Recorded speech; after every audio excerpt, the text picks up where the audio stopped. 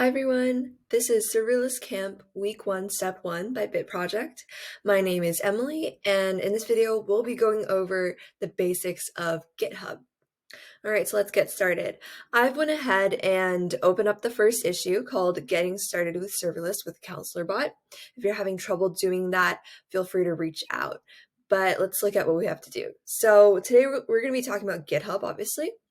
And the first step, which is optional, is to complete the Get Started with GitHub guide if you want more in-depth information about GitHub. All right, the second step is to create a new branch name test. But before we do that, we're going to go over how version control works, what GitHub is even used for, why it's important, how it can help you in your future career, and right now in this camp. So I'm going to head over here. As you can see in this diagram, it shows a branch called main. Now I'm going to allude to a Google Doc to help explain this for a second. So if you think about it like this, your main branch is going to be the original Google document you're working on. The create branch, if you create a new branch, it's like clicking a make a copy button on a Google Doc. You're basically copying all of the original content onto a new copy where you can edit without impacting the original Google Doc. Now, if you commit changes on a branch, you're kind of like editing the copied Google Doc. If you create a PR or pull request, as you can see here, you're basically taking the edits that you made on the copied Google Doc and then adding them as suggestions on the original Google Doc. So you're basically proposing changes. You're saying, hey, do you think it's fine if I add this here? If it's fine if I take this out? And then during this time, people can go on your pull request and discuss all of these changes. They can be like, oh, maybe you want to take this back. Maybe you should add this in too.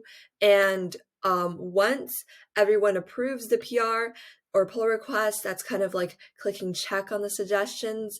And after everyone's approved them, then it'll merge into the main Google Doc or the main branch. So that's overall how GitHub works using a Google Doc analogy.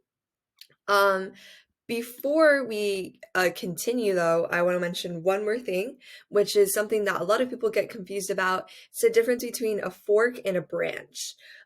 We just talked about a branch. It's kind of like clicking make a copy on your Google Doc and copying your code from the repository onto a branch in the same repository. Now, if you're creating a fork, however, you're actually going to be copying all your code. So by copy your code, I mean everything in the repository, and you're going to be putting it in a new repository. So let's think about it. You have a box, which is your repository. If you're making a branch, you're just copying the code in the same box. But if you're making a fork, you're putting everything into a new box. All right, so that's the high level of how everything works. So let's continue with this step.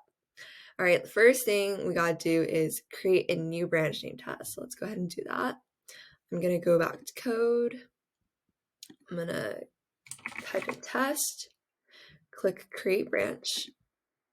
All right, so I just kind of like clicked copy on a Google Doc. So now I have another copy of the code here that will not impact main.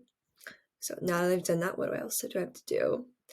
I've created a new branch. Now let's add a paragraph introducing ourselves under the About Me section in the blog.md file. I head down here and I'm in the test branch, click blog.md.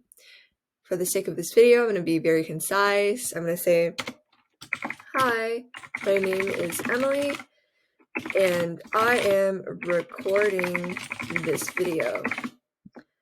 So now we're going to commit. So this is kind of like saving changes on a Google Doc in the copied version. We're not impacting the original Google Doc yet. All right.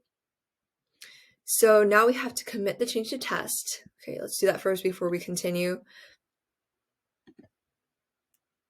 Okay, so now I've committed the changes, and then we're gonna make a pull request. So this is, once again, this is like adding suggestions on the main Google Doc saying, hey, can I add this in? Is this okay? I'm gonna click compare and pull request.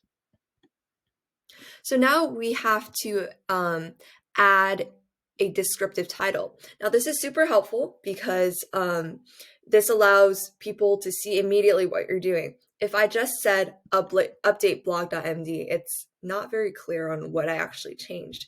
So I'm going to change it to, what does it say here? It says to change it to adding self-introduction. All right, I'm going to do that. And then we're going to give a good description of what changes we made. Let's see, I added a sentence introducing myself in blog.md. And we do not need to close any issues. Okay, now before I'm going to continue with the step, just one important thing. From this point on, you're never going to commit anything in the web UI of GitHub.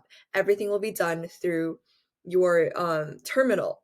And if you're not sure what I mean about that right now, that's okay. We're going to go over it in the next video. All right, so only for this first step, we're going to practice creating a draft pull request so the counselor bot can review it.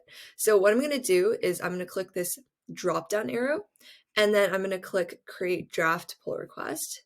Click that. Awesome. So now let's say I'm ready for someone else to review my changes, my suggestions on the Google Doc. I can say, okay, guys, it's ready for review. So I'm going to click ready for review. And now we're going to have the bot check it off. So Counselor Bot is acting like a real user.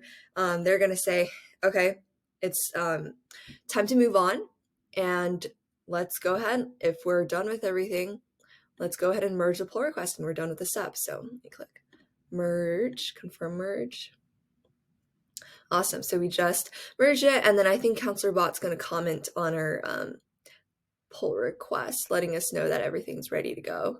So let's see. Yep. Counselor Bot has closed our pull request and we have a new issue that's opened up. So we'll see you guys in the next video. We're going to talk about Visual Studio Code. Bye.